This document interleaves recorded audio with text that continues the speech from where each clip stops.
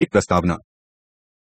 चुनाव एक ऐसा साधन है जिसके माध्यम से एक आधुनिक राज्य अपने नागरिकों में सार्वजनिक मामलों में शिरकत एवं भागीदारी का भाव उत्पन्न करता है।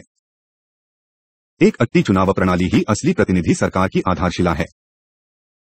काफी कुछ बात पर निर्भर है कि व्यवहार में यह प्रगति किस प्रकार चलती है। क्या राजनीतिक पूर्वाग्रहों से मुक्त, सक्षम एवं सदृढ़ प्रशासकदम चुनावों को गुप्ततापूर्वक और निष्पक्ष रूप से करवाते हैं। मतपत्र के फैसले में व्यापक विश्वास का अभाव लोकतांत्रिक प्रक्रिया में जनता की आस्था को ध्वस्त कर सकता है। चुनाव प्रक्रिया के महत्व पर जोर देते हुए पुलोंक ने पाया, जब तक कि आम चुनाव यथार्थता एवं कुशलता के साथ न कराए जाएं, न सिर्फ लोक सेवाओं की मान प्रतिष्ठा पड़ती है बल्कि पूरी लोकतांत्रिक प्रणाली संतरे में पड़ जाती है। हमारा देश सरकार की संसदीय प्रणाली वाला एक संवैधानिक लोकतंत्र है और इस प्रणाली के अंतस्थल में है नियमित, स्वतंत्र और निष्पक्ष चुनाव कराने हेतु एक वचन में चुनाव सरकारी की संरचना, संसद के 2 सदनों, राज्य व संप्रशासित विधानसभाओं की सदस्यता, तया राष्ट्रपति पद एवं उपराष्ट्रपति पद का निर्धारण करते हैं। 6.2 लोकतंत्र में चुनाव की भूमिका। वर्तमान परिस्थिति में चुनाव पूरे लोकतांत्रिक जगत में एक चयन यंत्र के रूप में उभर कर आए हैं। चुनाव सरकार में आसनकारी अभिजलियों को चुनने व बदलने के साथ साथ एक नियमित एवं यौवनाबद्ध उत्तराधिकार प्रदान करने के लिए भी बुनियादी क्रियाविधि के रूप में काम आते हैं। वे यह निर्धारित करने में मदद करते हैं कि देश किस प्रकार आसित हो और साथ ही उनका चयन करते हैं जो राज्य सत्ता का प्रयोग करेंगे। चुनाव वे मूल क्रियाविधि भी है जिनके द्वारा नागरिक जन सरकारों की जिम्मेदार ठहराते हैं, पूर्व प्रभावी रूप से उनकी नौकरियों के साथ साथ अधिक स्थूल रूप से उस कार्य प्रणाली के लिए भी जिसमें वे आशामन करती हैं। वे चुनाव पार्टी गतिविधियों को मजबूती प्रदान करते हैं और जनसाधारण की राजनीतिक जागरूकता को बढ़ाते हैं, ने मतदाताओं को शिक्षित करते हैं और सरकार को वैधता प्रदान करते हैं। मध्यपि चुनाव लोकतांत्रिक राजनीति में मुख्य संख्यात्रों में से एक माने जाते हैं, उनका दुरुपयोग कोई असामान्य बात नहीं। ये चुनाव सरकार की भिन्न भिन्न प्रणालियों में भिन्न भिन्न परिणाम सामने लाते हैं। सभी प्रकार के नेतागण, फौजी तानाशाह से लेकर असैनिक अधिनायकों तक आसन करने हेतु वैधता प्रदान करने में चुनावों की शक्ति और महत्व को मान्यता देते हैं। गैर लोकतांत्रिक तरीकों से देश को चलाने के इच्छुक सैनिक अवा असैनिक नेतागण सत्ता में बने रहने के लिए चुनावों को एक हथियार के रूप प्रयोग करते हैं। ये नेतामन चुनावों में चाकबाजी करने के लिए बड़े बड़े प्रयास करते हैं। तथापि किसी चुनाव प्रणाली की सभी कमियों व असंगतियों के बावजूद में चुनाव किसी भी राज्य व्यवस्था में मुख्य मुद्दों को तय कर सकते हैं। चुनाव ही यह व्यवस्था देते हैं जिससे कि वैध राजनीतिक सत्ता नीचे से ऊपर प्रवाहित होती है। लोकतंत्र के लिए चुनाव अनिवार्य है, लेकिन तभी जब ने स्वतंत्र एवं निष्पक्ष तथा अनियमितताओं एवं कुरीतियों से रक्षित हों।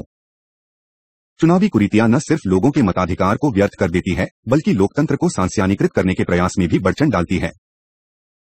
चुनावी भ्रष्टाचार राजनीतिक भ्रष्टाचार का एक प्रमुख प्रकार है। यह एक ऐसे समाज में पनपता है जहां राजनीतिक व प्रशासनिक नैतिकता की अवस्था निम्न होती है। एक पारदर्शी चुनाव प्रणाली की आवश्यकता विकसित के साथ साथ विकासशील देशों में भी वर्तमान लोकतांत्रिक पद्धति हेतु सबसे महत्वपूर्ण पूर्वशर्ती में एक है। चुनावी भ्रष्टाचार लोकतंत्र के एकीकरण पर नकारात्मक प्रभाव डालता है। लोकतांत्रिक होने का दावा करती सरकारें सत्ता से चिपके रहने के लिए चुनावों को चतुराई से अपने अनुकूल कर देती है। चुनावी कुरीतियां ही अनेक राज्यों में जायनकारी व विपक्षी बलों के बीच गलतफहमी का मुख्य स्रोत होती है और अस्थिर राजनीतिक संकट की ओर प्रवृत्त करती है। भारत में जम्मू कश्मीर ही इस लिहाज से सुमंतुलित उदाहरण है। लोकतांत्रिक प्रथाएं चुनावों के माध्यम से ही कायम रखी जाती है और मजबूती प्रदान की जाती है। चुनाव प्रबंध सौंप गए प्राधिकरण को इसी उजस में सक्षम, कारगर, स्वतंत्र एवं निष्पक्ष होना चाहिए। भारत के संविधान निर्माताओं ने इसी कारण देश को एक एकीकृत प्राधिकरण प्रदान किया, चुनाव आयोग, इलेक्शन कमीशन, जो केंद्र व राज्यों सरकारों से स्वतंत्र है ताकि स्वतंत्र व राज्य व्यवस्था निकायों के चुनाव बायोक्ति कराए जा सके। चुनाव आयोग के अधिकार अनिवार्यतः प्रशासनिक है और उपयंततः निर्णयकारी एवं विधायी है। इसकी तिहरी अनित्यों अब तक विश्वापिका द्वारा सया अनापत्ति के साथ प्रयोग की जाती रही है। इसको प्रारंभतः एक सदस्यीय आयोग के रूप में अभिकल्पित किया गया। यह आयोग अक्टूबर 1993 में 2 चुनाव आयुक्तों की नियुक्ति के साथ ही विस्तार प्रदान कर दिया गया। राष्ट्रपति मुख्य चुनाव आयुक्त और चुनाव आयुक्तों की नियुक्ति करता है। 1975 में कार्नुनो समिति और 1991 में गोस्वामी समिति ने सुझाव दिया कि राष्ट्रपति को चुनाव आयुक्त की नियुक्ति एक ऐसी समिति की सलाह पर करनी चाहिए जिसमें लोकसभा में नेता 6.3 निर्वाचन तंत्र। स्वतंत्रता पश्चात प्रथम 3 दशकों में चुनाव आयोग की भूमिका बाह्य परिधि जाती ही रही क्योंकि दुराचार और हिंसा कम ही देखने में आते थे। 80 का वक्त समाप्त होते होते मंडल और मंदिर मुड़े राजनीतिक परिदृश्य पर उभरे और एकमत की राजनीति ढेर हो गई। जातीय और सांप्रदायिक आधारों पर राजनीतिक रण मुख्य रंगमंच पर विलाई कहने लगा।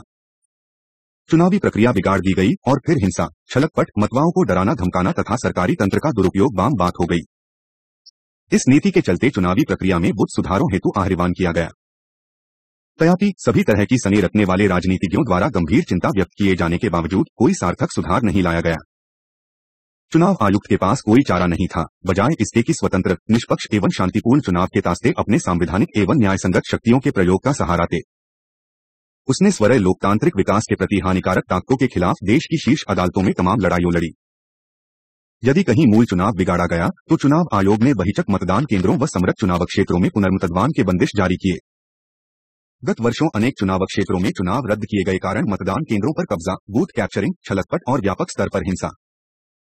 52 आचार संहिता को चुनाव आयोग द्वारा सख्ती से लागू किया जा रहा है।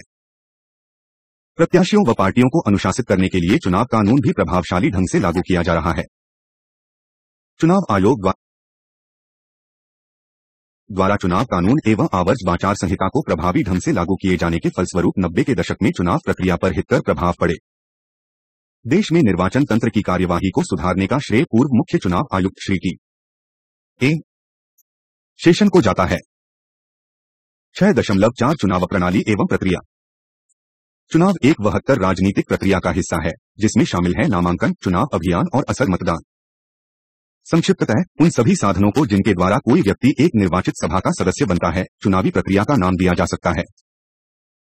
कुट्यू ने मैकेंजी ने स्वतंत्र व निष्पक्ष चुनाव हेतु 4 शर्तें रखी है। नामतः चुनावी कानून की व्याख्या हेतु एक स्वतंत्र न्यायपालिका, चुनाव कराने हेतु एक ईमानदार, सक्षम, गैर हिमायती प्रशासन, राजनीतिक बलों का एक विकसित तंत्र, वो अपनी नीतियों को सामने रखने हेतु भली प्रकार संगठित हरे और चुने जाने वाले विकल्पों के रूप में मतदाताओं के सामने प्रत्याशियों के बद तथा इस योजना के ऐसे कुछ निश्चित नियमों के प्रति संपूर्ण राजनीतिक समुदाय में एक आम सहमति जो इस सत्तार्थ संघर्ष को नियंत्रित करें।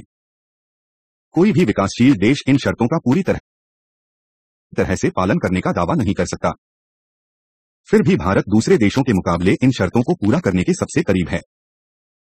वह एक स्वतंत्र न्यायपालिका और एक गैर हिमायती चुनाव प्रशासन का नाजुक तौर पर दम भर सकता है।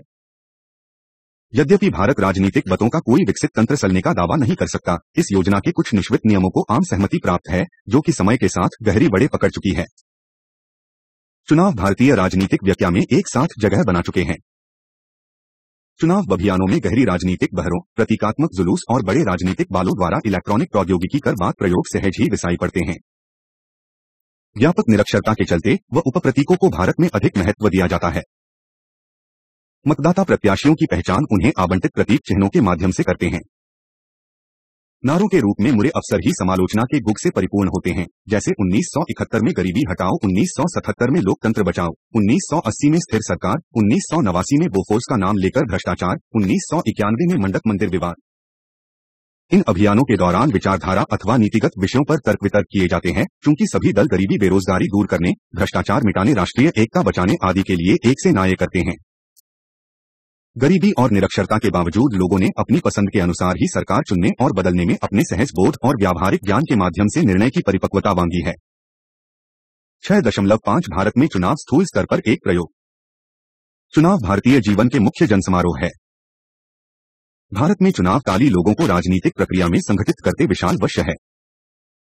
वे इस प्रकार न सिर्फ असल में पूरे अधिवासी समुदाय के लिए मनोरंजन व उत्तेजना प्रदान करते महोच्चत है, बल्कि वे ऐसा कुछ भी वर्जित कर चुके हैं जिसे बलविन्न की एवं पैती ने एक सांस्कारिक अथवा संस्मारक पहलू कला है और को राष्ट्रीयता एवं सामाजिक प्रयोजन का स्पष्ट प्रतीक बन गया है।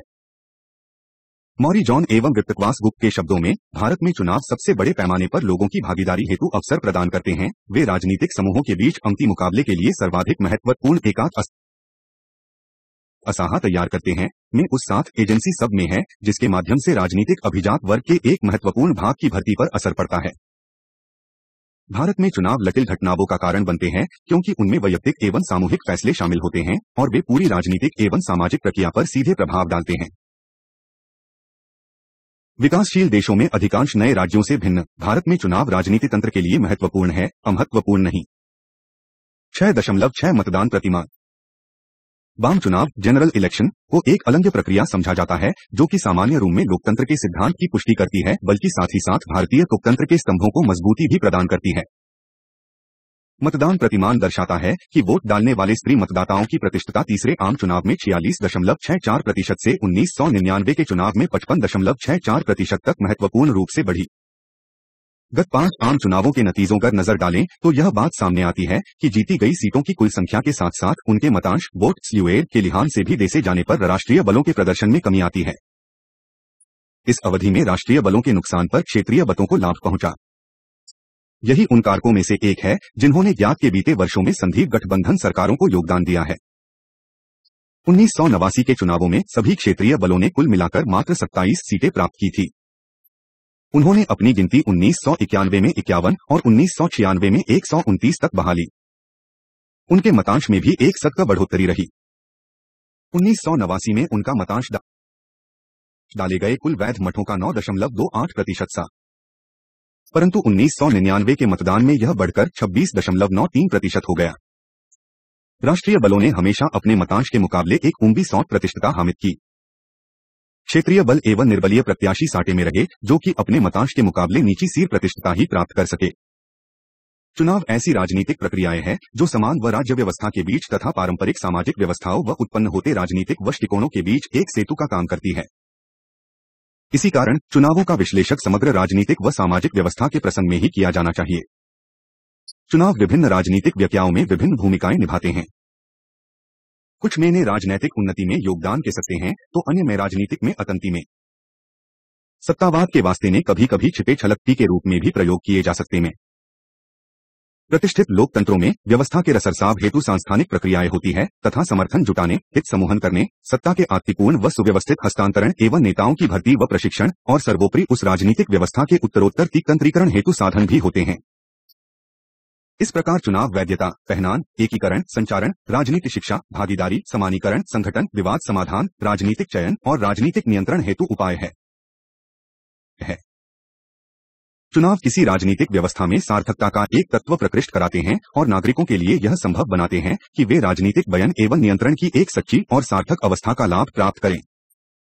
यह बदले में व्यवस्था को स्वयं ही आसन का एक लोकतांत्रिक एवं प्रभावशाली साधन बना देता है। 6.7 चुनावी व्यवहार के निर्धारक तत्व। चुनाव संबंधी अध्ययन दर्शाती है कि जाति तत्व का संयोजन ही सबसे ताकतवर कारक है जो चुनाव व्यवहार को निर्धारित करता है। 50 में प्रमुख बलों के मार्फत वोट बटोरने के लिए अकाली बल द्वारा धार्मिक, भाषाई एवं क्षेत्रीय कारकों का लाभ उठाया गया है। वे क्षेत्रीय एवं भाषाई कारक ही थे जो प्रमुख व अन्नाद्रमुक द्वारा तमिलनाडु में, तेलुगुदेशम द्वारा आंध्र प्रदेश में और गण परिषद द्वारा असम में मतदाताओं की लामबंदी में प्रयोग किए गए। उन्नत लोकतंत्रीकरण एवं राजनैतिक जागरूकता के साथ ही राजनीतिक बलों ने चुनाव के प्रयोजन हेतु जाति तत्व से वंचित लाभ उठाने का प्रयास किया है, जो कि बदले में नातियों के अभिजात वर्ग की राजनीतिक प्रक्रिया में घुस जाने में समर्थ करता है। इसका मतलब हालांकि यह नहीं है कि सभी जातियां अथवा कोई पूरी की पूरी जाति ही राजनीति व्यवस्था को प्रभावित करने हेतु राजनीतिक रूप से जागरूक अथवा संगठित हो जाती हो। भारत में जाति संच सामाजिक परंपरा में अपनी जाति की प्रतिष्ठा को बढ़ाने हेतु शैक्षिक सेवा व अन्य सुविधाएं सुनिश्चित करने के प्रयास में संस्कृतिकरण के एवेस्टो के रूप में स्वतंत्रता मुक्ति में काफी पहले ही जन्म ले चुके हैं, परंतु उनकी स्वातंत्र्योत्तर भूमिका कहीं अधिक महत्वपूर्ण व जटिल हो गई है क्योंकि अब के आर्थिक के साथ साथ राजनीति के क्षेत्र में भी दबाव समूहों की भूमिका से जुड़ गए हैं। जाति संधि ने लोगों को उनके अधिकारों एवं विशेषाधिकारों के प्रति जागरूक किया है। सबसे महत्वपूर्ण योगदान इस बात में है कि निरक्षर जनता भी अब राजनीति में प्रभावशाली ढंग से भाग लेती है। इस प्रक्रिया के माध्यम से जाति का राजनीतिकरण एक ऐसी स्थिति में पहुंच चुका है जहां न सिर्फ मतदाताओं द्वारा किसी प्रत्याशी के पक्ष में फैसला करने के लिए जाति की ही मुख्य मुद्दों में से एक माना जाता है, बल्कि यह जाति चुनाव टिकट बांटने का मंत्रियों को बनाने में भी एक सबसे महत्वपूर्ण कारक होती है। तदनुसार नेताओं के जातीय संपर्क यथा अपनी जाति के लोगों पर अधिकार व राजनीति लाभ के उद्देश्य से नातित्व बंधन तैयार करने की क्षमता महत्वपूर्ण भूमिकाएं निभाने लगे। सार्वभौम उपर मताधिकार शुरू किए जाने से दलित व अन्य पिछड़े वर्ग बमनी बहुत ही थोड़ी जनसंख्या होने के कारण सुख की प्रसन्न शक्ति के प्रति नामरुख हो गए। जाति समस्वार्थता को अत्यधिक महत्व मिला है। लोग या तो ऐसी कर्टी को नोट दिया करते हैं जिनसे उनकी जाति अथवा उपजाति की पहचान होती हो या फिर अपनी जाति के की किसी सम्मानित सपमय सदस्य को, बेशक वो किसी भी पार्टी से संबद्ध हो। 1965 में राज्य चुनाव के संदर्भ में पॉल जास ने जो अवलोकन किया वह अब राष्ट्रीय चुनाव के संदर्भ में प्रासंगिक है। चुनावों में जाति की भूमिका निस्संदेह समसामयिक भारतीय राजनीति व्यवहार का सबसे चर्चित पहलू है। जाति व चुनावी राजनीति के बीच पारस्परिक क्रिया एक और राजनीति के पारंपरिकरण में परिणत हुई है, तो दूसरी बोर जाति के राजनीतिकरण में। रजनी कोठारी के अनुसार राजनीति में तथाकथित जातिताव के अनुसार जाति के राजनीतिकरण से कतई कम या ज्यादा नहीं है। अपने संगठन के जाल में नाती व्यवस्था को पंसाकर राजनीति की अपनी अभिव्यक्ति हेतु सामग्री मिलती है और वह उसे अपने ही परिरूप में डालती है। राजनीति को अपनी गतिविधि का क्षेत्र बनाने में जाति व समूहों को दूसरी ओर अपनी पहचान का दावा करने व पदों के लिए लड़ने का अवसर मिलता है। लोकतांत्रिक प्रक्रिया में राजनीति भारत के दूरदराज के गांवों में घुस चुकी है। राजनीतिक चेतना एवं भागीदारी समान के सभी भागों में तरक्की पर है, जो उन्हें राजनेताओं के भाग्य का फैसला करने में अपने बीटों की शक्ति के प्रति जागरूक करती है। इस प्रकार कभी कभी चुनावी प्रक्रिया सामाजिक परिवर्तनशीलता का रास्ता भी बनाती है, जैसा कि उत्तर प्रदेश व बिहार में यादवों के मामले में है। अपनी संख्या शक्ति के मार्फत अपने राजनीतिक वजन के प्रति सचेत होकर इस समुदाय ने 80 के दशक मध्य में राज्यों में राजनीतिक परिधि पर अपना वर्चस्व साम किया है।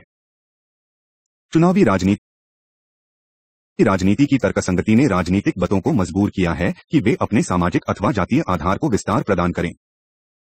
तदनुसार उच्च जाति विरोधी पार्टियों जैसे ब्रक एवं बहुजन समाज पार्टी को अपनी क्षेत्रीय पहचान को अधिक समावेश बनाने के लिए ऊंची जातियों से समायोजन करना पड़ा, जबकि वैसी उच्चवादी व नगरीय पार्टियों ने कांग्रेस के प्रभुत्व को चुनौती देने के लिए संज्ञाली व निचली वालियों व ग्रामीण परिधि की ओर हाथ बढ़ाया है।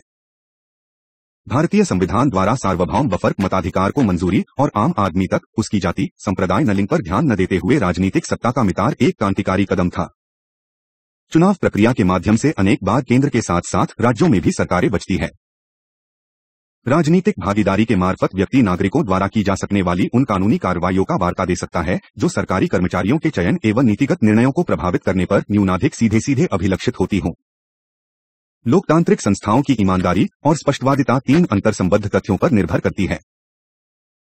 प्रथम, ऐसे राजनीतिक कार्यकर्ताओं का एक स्थायी संगठन होना आवश्यक है जो लोकतांत्रिक सिद्धांतों के प्रति यह प्रतिज हो और इस सेल प्रतियोगिता के लोकतांत्रिक नियमों की मर्यादाओं में रहकर राजनीतिक सत्ता हासिल करने के लिए आपस में स्पर्धारत में। दूसरे, एक सांस्थानिक दृष्टिकोण उपलब्ध होना आवश्यक है जो भिन्न भिन्न जननीतियों की अभिव्यक्ति में मदद करे और प्राप्त जानकारियों को उचित व्यवस्था पर परिणामों में निर्विघ्न सबीत किए को बढ़ाता है। और अंततः आम जनता की ओर से लोकतांत्रिक मूल्यों एवं प्रतिमानों के प्रति एक सामान्यीकृत वचनबद्धता अवश्य होनी चाहिए।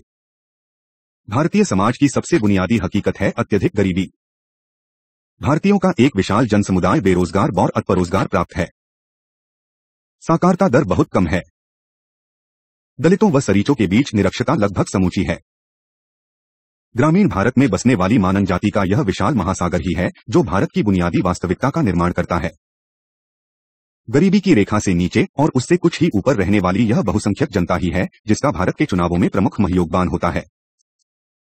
गरीब अनपढ़ केवल जाति अंडा धर्म से संबद्ध होने की समझ रखने वाली अंशशिलासी और आकारिक रूप से सरकार संचालित प्रसारण व्यवस्था को छोड़कर उचित संचार माध्यम तक पहुंच न रखने वाले लोगों की इस बीर्धाकार मानवथर को जब तब अपनी गर्म इच्छा रूपी वीट को जानने मतदान केंद्रों की ओर सदेड़ा जाता है। मोटे तौर पर चुनाव परिणाम बरबमल जनता के इसी वर्ग पर निर्भर करता है। चुनाव तदनुसार एक ऐसा अवसर बन जाता है जब उनकी सहमति की इच्छानुकूलित किया जाता है, उनके हित को बढ़ावा देने के लिए नहीं बल्कि एक ऐसी राजनीतिक व्यवस्था कायम करने के लिए जो कि उनसे अपेक्षा करती है कि अपने परम अधिकार को समर्पित कर दें। यह बात चुनावी नारी की वर्ग प्रकृति के साथ साथ एक बार सत्ता में आ जाने के बाद पार्टियों के प्रदर्शन में भी स्पष्ट रूप से प्रकट होती है। समाजवादी आदर्श ने निजी क्षेत्र को अधिक लाभ पहुंचाया और बैंकों के राष्ट्रीयकरण का दरअसल मतलब बठे व्यापार न हो को अधिक पूंजी का उपलब्ध कराया जाना। प्रचलित सामाजिक समूह अक्सर इतिथि निम्न पिछड़ों व अन्य बलाभान्वित समूहों के अधिकारों का हनन करते हैं। अपनाया जाने वाला सभी आम तरीका बड़ा सरल है। प्रतिनिधि से वोट उत्जाना अपनी पसंद नापसंद मजकूर मातिक पर छोड़ देता है जो उन्हें सलाह देता है और सम्मानता है कि मतदान केंद्र पर मत जाओ, तुम्हारा वोट पड़ जाएगा। यदि वे अनिश्चय की स्थिति में होते हैं और लगता है कि वे मालिक की पसंद के अलावा किसी को वोट देंगे तो उन्हें नोट देने से रोक दिया जाता है।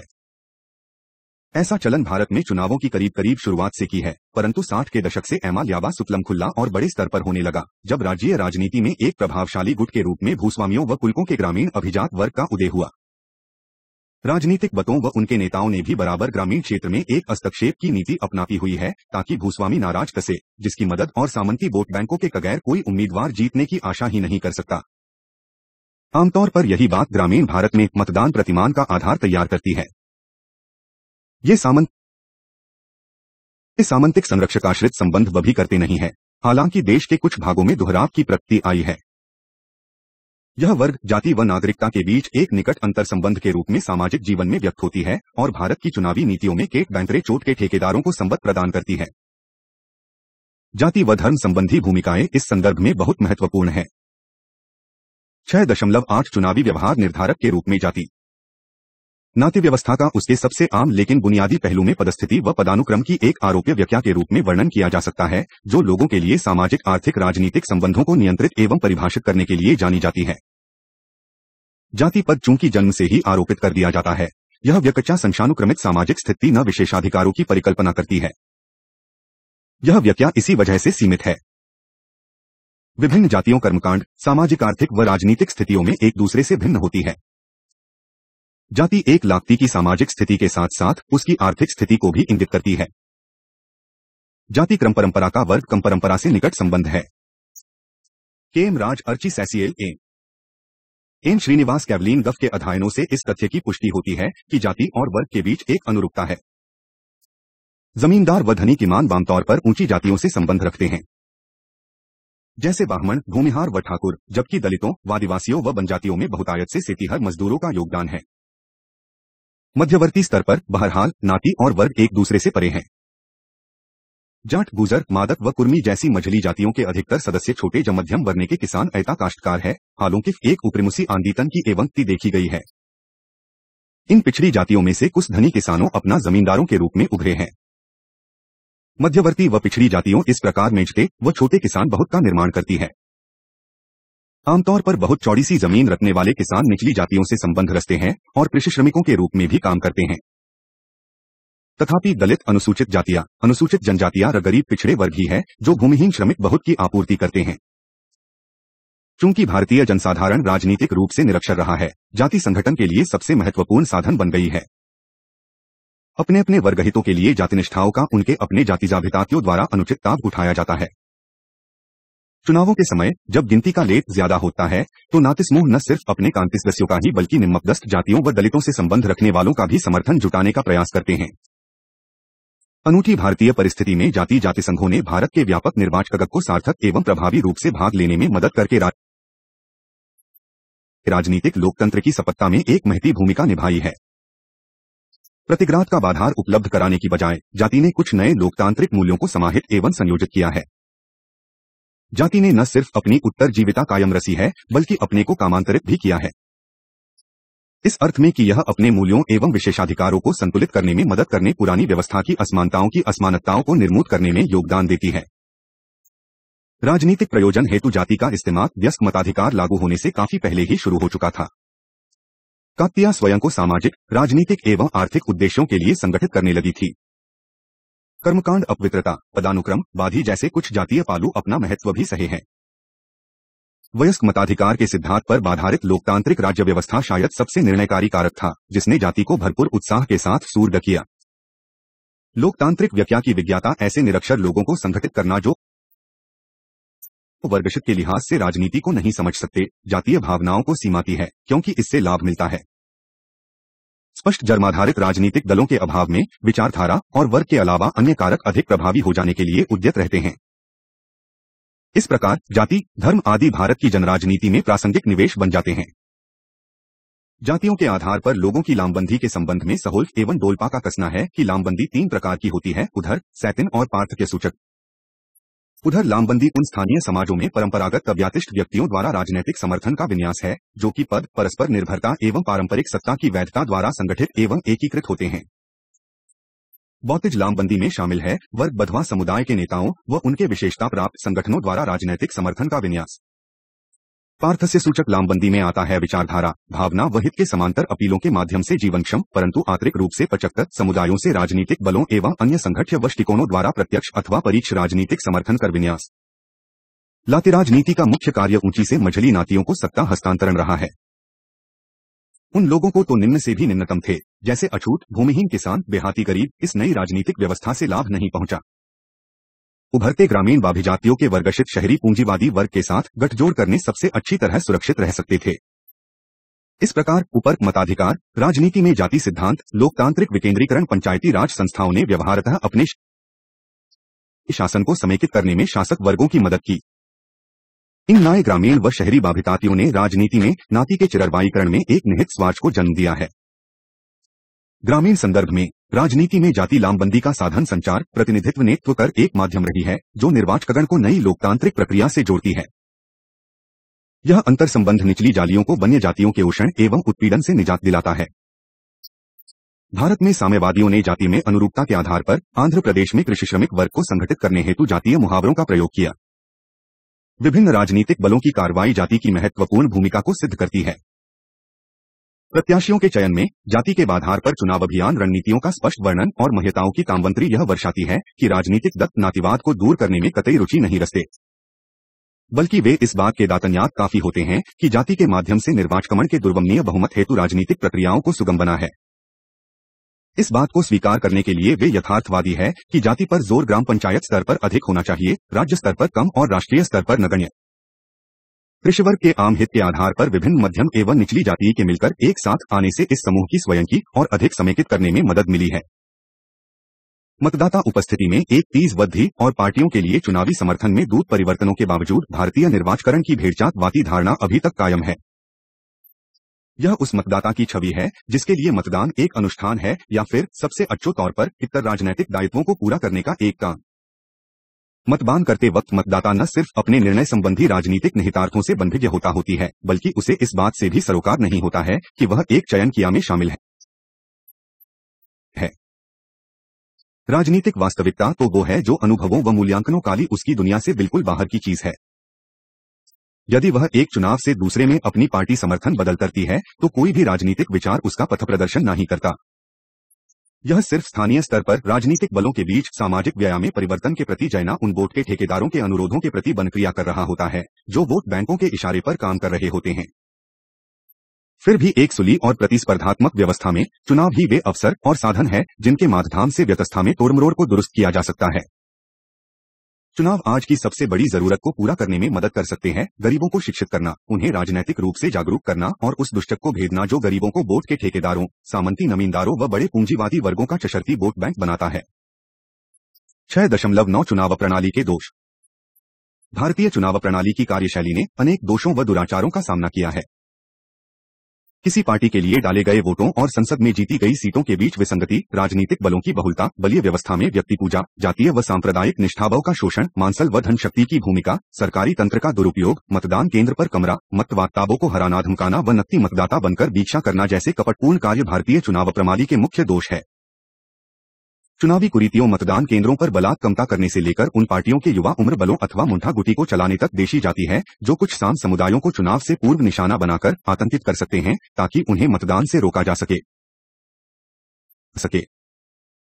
यहां तक कि चुनाव कर्मचारियों को भी गुप्त सहयोग के लिए पूरा सितामी नाती है अथवा बॉल मुंडकर चुपचाप काम करने के लिए डराया धमकाया जाता है। मतदान केंद्रों पर कब्जा करने जैसा दुष्कार्य 1957 के द्वितीय आम चुनाव से प्रचलन में आया, लास्कर बिहार में। यह विश्व प्रपंच धीरे धीरे पूरे देश में विभिन्न रूपों एवं आधामों में फैल गया। चुनावी में मांसल शक्ति की बहती आवश्यकता ने ज्यादा पैसा लगाए जाने को भी जरूरी कर दिया। पहले मतदाताओं को व्यक्तिगत रूप से यूज की जाती थी, फिर यह ज्यादा सुविधाजनक लगा कि मतदाताओं को अलग अलग पैसा मिलाने की बजाय कुछ हट्टे-कट्टे छतवानों को खरीदा जाए जो मतदान केंद्र पर कर्ता करके या फिर मतदाताओं को डरा धमकाकर जीत सुनिश्चित कर सके। इसने राजनीति के बढ़ते आपराधीकरण तथा राजनीतिक अपराधजगत संबंध के आविर्भाव की ओर प्रवृत्त किया है। धीरे धीरे अपराधियों ने दूसरों की मदद करने की बजाय स्वयं ही चुनाव करना शुरू कर दिया। कभी कभी राजनीतिकों ने नौकर प्रणाली का भी राजनीतिकरण जरूरी पाया। इस बात का अनुमान उस पैमाने से लगाया जा सकता है जिस पर अधिकांश उच्च पदाधिकारी सब किसी सरकार के बदलने के साथ ही बदल जाते हैं। ऐसा नौकराहली को अपने अनुकूल बनाने के लिए किया जाता है ताकि तय चुनावों के दौरान शासक बल के पक्ष में काम करें। राजनीतिक प्रतिद्वंद्वियों के विषय में जानकारी एकत्र करने के लिए सरकारी तंत्र का प्रयोग किया जाता है। भाहे पर भीड़ जुटाने, महदत्ताबों के अभिलक्षित वर्गों को डराने धमकाने, स्थानीय तनावों को जन्म देने, चुनाव ड्यूटी पर तैनात कर्मचारियों को इच्छानुकूल कर देने, अतिरिक्त मतदाताओं के नाम मतदाता सूची में वर्त करने अस्थायी उसमें से हटाने आदि में सरकारी तंत्र कारगर सिद्ध होता है। वे साथ ही बदले में नौकरशाही को कुछ पैसा बनाने देते हैं ताकि नेता असुरक्षित ही रहे। इस प्रक्रिया में नौकरशाही के महत्वपूर्ण विभाग राजनीतिक अपराधों नौकरशाही संबंध में एकीभूत हो जाते हैं। चुनाव प्रक्रिया को साफ सुथरा बनाने के अपने प्रयासों में चुनाव आयोग ने चुनावों की घोषणा हो जाने के बाद स्थानांतरणों व पदोन्नतियों पर रोक लगा दी है। महत्वपूर्ण होते हुए भी इस कदम की उपयोगिता सीमित ही है, क्योंकि नौकरशाही की अपरिवर्तनीय व्यूह रचना आमतौर पर बहुत पहले से ही तैयार कर ली जाती है। दुरुपयोग संबंधी अन्य प्रभावों पर भी आदर्श आचार संहिता के तहत रोक लगा दी गई है, जो कि टी सेशन के समय से अधिक गस्ती से लागू होने लगी है। निर्वाचन के समय की बौद्ध एक सर्वोत्तम प्रयोग होती जा रही है। भारत जैसे एक विशाल देश में यह अधिक है, क्योंकि यहाँ निर्वाचन क्षेत्र आमतौर पर आकार व जनसंख्या दोनों के लिहाज से बहुत बड़ा होता है। व्यापक निरक्षरता होने के कारण प्रत्याशी को मतदाताओं से किस रूप से व्यक्तिगत संपर्क बनाने पड़ते हैं, जिसमें अत्यधिक व्यय होता है। वर्तमान में चुनावों का इतना लीला हो जाने का एक कारण है राजनीतिक बलों की जान बावनी से बढ़ती दूरी। परिवहन, प्रचार व अभियान संचालकों के भरण पोषण में तेरो धनराशि लगती है। किसी भी कीमत पर चुनाव जीतने की इच्छा और चुनावों में मांसल शक्ति पर बढ़ते विश्वास ने राजनीतिक दलों व उनके प्रत्याशियों द्वारा संदिग्ध साधनों से जुटाए जाने वाले संक्षेपात्मक रूप से बेहिसाब सौ को आवश्यक बना दिया है। किमी चुनाव में किए जाने वाले सर्च और सर्यों पर कानूनी रूप में स्वीकृत सीमा के बीच अंतर भी समय के साथ बढ़ रहा है। चुनाव अभियान पर व्यय सीमा निर्धारण चूंकि कम है, राजनीतिक दलों अथवा ताकतवर नेताओं के चुनाव कोष हेतु राशियों के रूप में काता धन एक प्रमाणित तथ्य बन गया है। अनुमान है कि सभी चुनाव कोषों का 90% विशेष कृपा अथवा संरक्षकता पाने की उम्मीद में बड़े व्यापार ग्रहों से आता है। इससे न सिर्फ वित्तीय सहायता के अभाव में चुनावी स्पर्धा से योग्य और सत्यनिष्ठ स्त्री पुरुष बाहर हो जाते हैं, बल्कि राजनीति के अपराधीकरण को भी बढ़ावा मिलता है। 6.10 चुनाव सुधारों की आवश्यकता भारत में काफी पहले से ही महसूस की जा रही थी। संसद, सरकार एवं विपक्ष द्वारा नियुक्त विभिन्न समितियों एवं आयोगों ने इस दिशा में कई प्रयास किए। चुनाव सुधार हेतु इस प्रकार का बड़ा प्रयास पहली बार 1971 में किया गया। तब जगन्नाथ राव की अध्यक्षता में एक कानून सुधार विषयक संयुक्त संसदीय समिति नियुक्त की गई, जिसने अपनी रिपोर्ट 1972 में प्रस्तुत की। 1974 में सिटीजन्स फॉर डेमोक्रेसी बी के अध्यक्ष की हैसियत से जयप्रकाश नारायण ने चुनाव सुधारों के लिए न्यायमूर्ति V.N. सारमुंडे की अध्यक्षता में एक समिति गठित की। तांगड़े समिति के नाम से विख्यात इस समिति से कहा गया कि अन्य बालों के अलावा भ्रष्टाचार के विभिन्न रूपों का सामना करने के उपाय मुझसे, जैसे धन और मांसल शक्ति का प्रयोग, सरकारी तंत्र का दुरुपयोग तथा डाले गए वोटों व चौथी गई सीटों के बीच असंगतता आदि। तारकुंडे समिति ने अपनी रिपोर्ट फरवरी 1975 में प्रस्तुत की। इस रिपोर्ट के आधार पर जयप्रकाश जी ने भ्रष्टाचार के खिलाफ चुनाव सुधारों के पक्ष में जन आंदोलन छेड़ दिया और 6 मार्च 1975 की संसद के दोनों सदनों के पीठासीन अधिकारियों के समक्ष जनता का घोषणा पत्र पेश कर दिया। लोगों की आशाओं के प्रति और अधिक उत्तरप्रद होने के लिए संसद, विधानसभाओं से आग्रह करते हुए इस घोषणा पत्र में मांग की गई कि चुनाव सुधारों पर संयुक्त संसदीय समिति की निर्विरोध अनुशंसाओं को बिना किसी देरी के लागू किया जाए।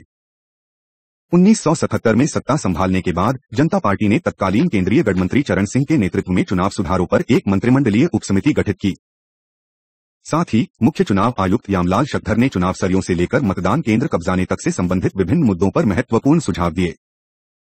मेहमान योग्य वायु 21 से पटाकर 18 वर्ष करने संबंधी सहमति तैयार करने में भी सफलता मिली, परंतु किसी भी चुनाव सुधार के लागू होने से पहले ही जनता पार्टी सरकार गिर गई। जनवरी 1990 में विश्वनाथ प्रताप सिंह के समय में राष्ट्रीय मोर्चा सरकार ने तत्कालीन विधि मंत्री दिनेश गोरखामी के नेतृत्व में चुनाव सुधारों पर एक और समिति गठित की। इस समिति ने प्रशंसनीय एवं अविलंब कार्य किया और मई 1990 में अपनी रिपोर्ट पेश कर दी। उसमें सुझाए गए प्रस्तावों के आधार पर सरकार ने उसकी सिफारिशों को कार्यक्रम देने के लिए संसद में 4 विधेयक लिखित किए, परंतु इन विधेयकों पर कानून बनने से पहले ही यह सरकार भी गिर गई। नरसिम्हा राज सरकार ने दी विधेयकों 83वां संशोधन विधेयक 1994 तथा द्वितीय जनप्रतिनिधित्व संशोधन विधेयक 1994 को पारित कराने के लिए संसद कर एक विशेष सत्र बुलाया। बहरहाल वे विधेयक प्रस्तुत होने से पहले की वापस लिए गए। संयुक्त मोर्चा गठबंधन सरकार को जुलाई 1996 में द्वितीय जनप्रतिनिधित्व संशोधन अधिनियम को कानून बनाने में सफलता मिल गई। इस अधिनियम के मुख्य प्रावधान इस प्रकार है। 1. प्रत्याशियों को एक बार में 2 सीटों से चुनाव लड़ने की अनुमति नहीं होगी।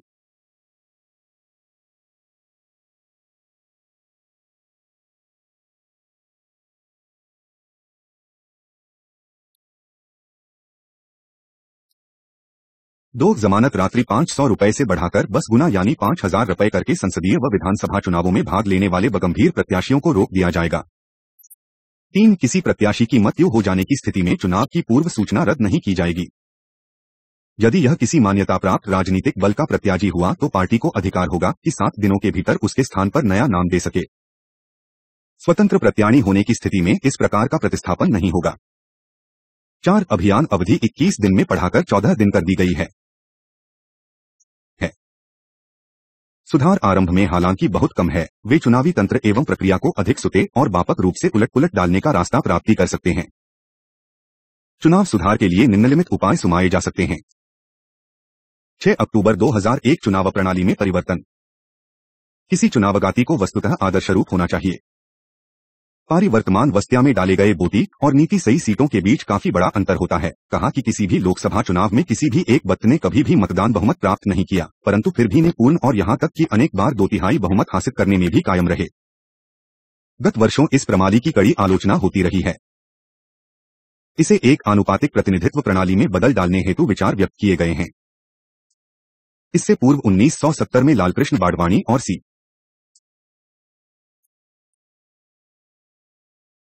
भामभरी ने आनुपातिक प्रतिनिधित्व की वकालत की। तारबुगडे समिति ने 1975 में जर्मन पद्धति के रूपांतर की सिफारिश की। पूर्व मुख्य चुनाव आयुक्त यामतात शक्धर और ए सिंह ने मतदान की एक ऐसी संयुक्त प्रणाली हेतु तर्क प्रस्तुत किया जिसमें लोकसभा व राज्य विधानसभाओं में 50% सीटें तो प्रत्यक्ष मतदान द्वारा भरी जाएंगी और शेष आनुपातिक प्रतिनिधित्व के आधार पर। ताकुरो समिति ने वर्तमान भारतीय पद्धति को एक जर्मन तालिका प्रणाली से जोड़ने का भी सुझाव रचना था। 6 अक्टूबर 2002 निर्वाचन आयोग का पुनर्गठन। एक लंबे समय से चुनाव सुधारों की वकालत करने जाते मूल प्रस्तावों में एक व चुनाव आयोग को एक बहुबलीय निकाय बनाने संबंधी प्रस्ताव। तारकुंडे और गोस्वामी समितियों ने 3 सदस्यीय चुनाव आयोग का समर्थन किया। अधिकतर मुख्य चुनाव आयुक्तों ने इसका विरोध इस आधार पर किया कि चुनावी मामलों में कभी कभी तत्काल निर्णय लेने पड़ते हैं, बहुसदस्यीय आयोग होने से इसमें बाधा पड़ सकती है। संविधान संशोधन अधिनियम 1993 एवं सर्वोच्च न्यायालय के 1995 के फैसले के साथ ही बहुसदस्यीय आयोग एक अयद हकीकत बन गया। बहरहाल जिस तरीके से चुनाव आयुक्त नियुक्त किए जाते हैं और अनुच्छेद 324A के तहत बहुमत निर्णय कर प्रावधान है, यह सदैव पैदा होता है कि कार्यकारी निर्वाहक इतनी संस्था में चुनाव आयुक्त नियुक्त कर सकता है जितने की बहुमत तैयार करने के लिए पर्याप्त हो और इस प्रकार वह आयोग के निर्णय पर नियंत्रण रख सकता है।